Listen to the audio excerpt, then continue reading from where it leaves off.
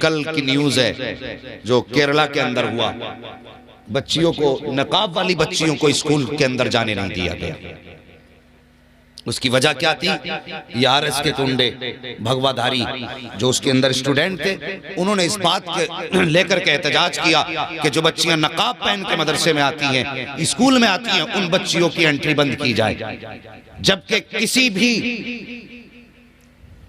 कानून के अंदर कहीं भी ये नहीं लिखा है कि कोई भी बच्ची स्कूल के अंदर बेनकाब जा सकती है, नहीं जा सकती, नकाब पहन के दाखिल नहीं हो सकती। किसी कानून की किसी किताब में ये नहीं है।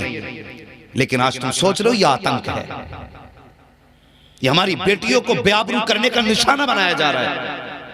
ये वो लोग हैं जिनकी अपनी नंगी घूम रही हैं और ये चाहते हैं इनकी इज्जत से क्यों रह रही है।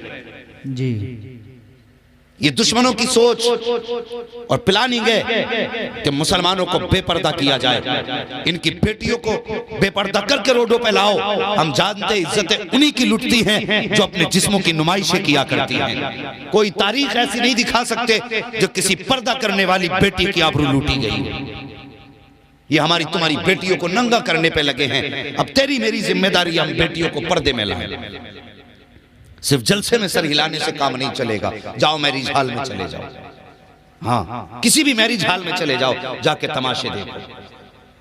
खाना खाने की हिम्मत तो क्या यार, रुकने हिम्मत नहीं होती। ये तेरे मेरे घर की कहानी है। और रिश्ता करने जा रहा तो पूछ रहा डिग्री कौन सी है लड़की के पास, है में किया कि नहीं, हाई स्कूल है कि नहीं। अगर किसी गरीब बच्ची ने कुरान से ही पढ़ लिया है और उसे इंग्लिश की कोई, हिंदी की कोई डिग्री उसके पास नहीं, तो ये कह के छोड़ देते नहीं वो तो कुछ पढ़ी हुई नहीं है। और जिसे कुरान आता वो कुछ नहीं, जिसे कुरान नहीं आता, हिंदी इंग्लिश आती है, वो सब कुछ हो गई। ये हमारी अकलें हैं। हम कौन सी कौम को, हम कौन सी नस्ल देना चाह रहे हैं, कभी ख्याल किया? और बहुत बड़ी बात कहने लगा हूं, बेटों की पढ़ाई पे हम 10 लाख खर्च करते हैं, बेटियों पे 5,000 खर्च करने तैयार नहीं।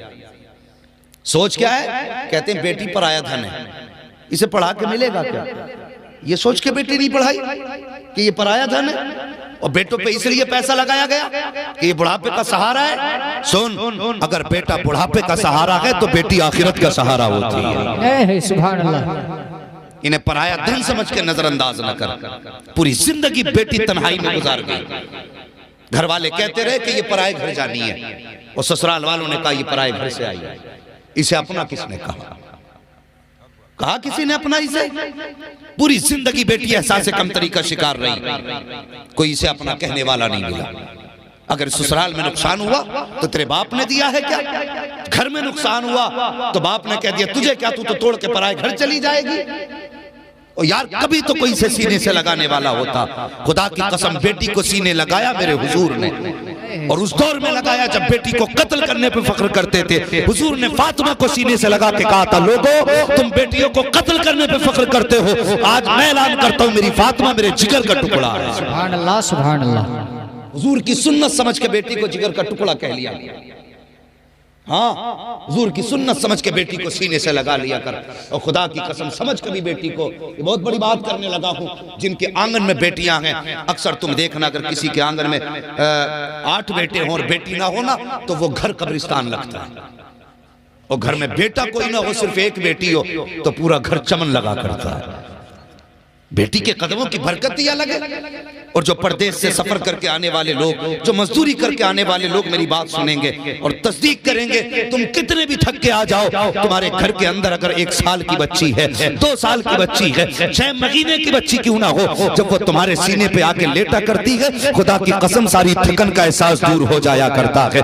ये बेटी के अल्लाह ने कदमों में बरकत रखी है। आज उसी बेटी को नजरअंदाज किया जा रहा है। कल भी बेटी मारी जा रही थी, आज भी बेटी मारी जा रही है। फर्क इतना है, कल पैदा होने के के बाद बेटियां मारी जा रही थी, आज पैदा होने से पहले बेटी मारी जा रही है। कल जिंदा दरगोर की जाती थी, आज जवानी में बेटियां कत्ल की जा रही हैं। और तुम्हें खुदा का वास्ता, अगर जिंदगी दे नहीं सकते हो तो तुम्हें जिंदगी लेने का अधिकार भी नहीं है। अगर तुम किसी की जान डाल नहीं सकते हो तो जान तुम्हें छीनने का हक भी नहीं है। बेटी को बेटी की निगाह से देखा करो, ये तो बरकत का सबब होती है, ये तो रहमत का सबब होती है। अगर ये ना हो तो जिंदगी उदास है। पूछ उस भाई से बहन के बगैर जिंदगी कैसी गुजरती है। पूछ उस बाप से जिसके सामने बेटी ना हो, उसकी जिंदगी कैसे गुजरती है। वो यार ना होना तो छोड़िए, उन बापों से कभी पूछो जिन्होंने बेटियों को लाल कपड़े पहना करके रुखसत कर दिया है। आज भी वो कहते मिलेंगे, जिस दिन से बेटी गई है दिल नहीं लग रहा है। जब से बेटी गई है घर सूने लगते हैं। इन बेटियों को नजरअंदाज करते हो,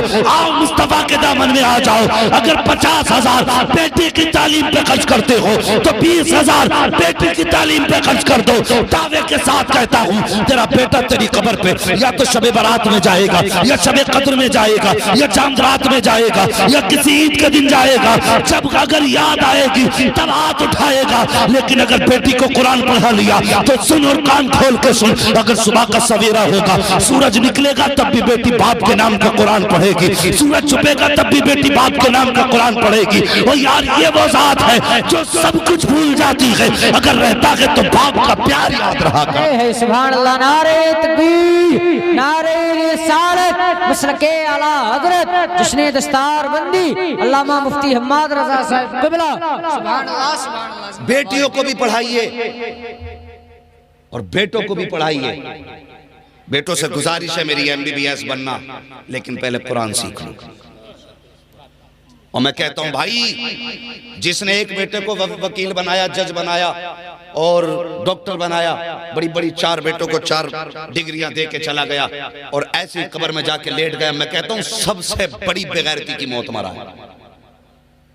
हाँ, गलत नहीं कहता। मिजाज देखो, डॉक्टर साहब बैठे हुए हैं, ये तस्दीक करें इस बात की, जो लोग ICU में पड़े होते हैं उनकी मौत बड़ी मायूसी की होती है। अब तो मिजाज हो गया, सांसें बंद हो गई फिर भी ICU में कोई लेके भाग रहे हैं, मरे हुए को लेके जा रहे हैं, कोई जान डाल दे। ओ भाई मैं एक बात कहता हूं, अगर लगे ना कि ये बचने वाला नहीं है तो ICU में लेके न जा, अपने घर में लेटा ले। खुदा की कसम, जो शिफा रब ने कुरान में रखी है ना, वो किसी इंजेक्शन में नहीं रखी है। हाँ, दवा भी कर सकते हैं आप, लेकिन मैं कहता हूं अगर तुम जिंदगी से मायूस हो तो MBBS के पास ICU में भर्ती ना करो।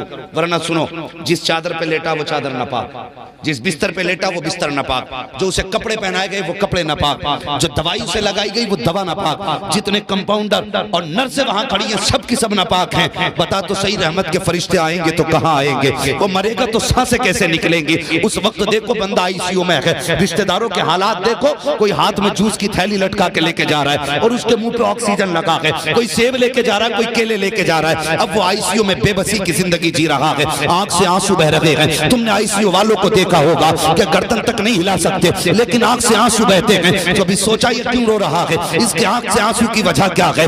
क्यों रोया? क्यों आंख से पानी आया?